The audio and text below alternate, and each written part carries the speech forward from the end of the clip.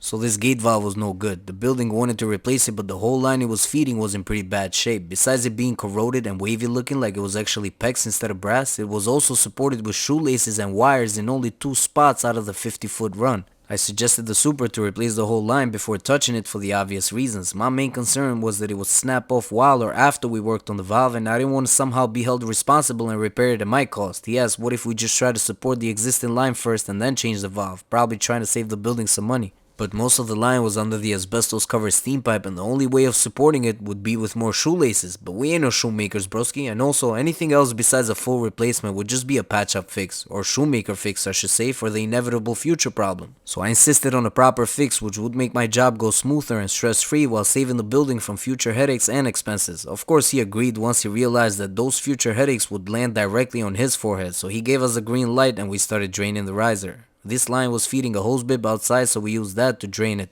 Meanwhile, we chose a clear unobstructed path and passed the new line with half-inch copper hangers. Once it was drained, we cut the line with a grinder as always, cause honestly that's the only tool capable of handling these nightmares out here. I'm sure you've noticed by now that the grinder is our go-to for every job. We can't function without it. If it was possible, I'd attach one to my arm, bro. Call me broski grinder hands. I'm sure some surgeon in Turkey will make that happen eventually.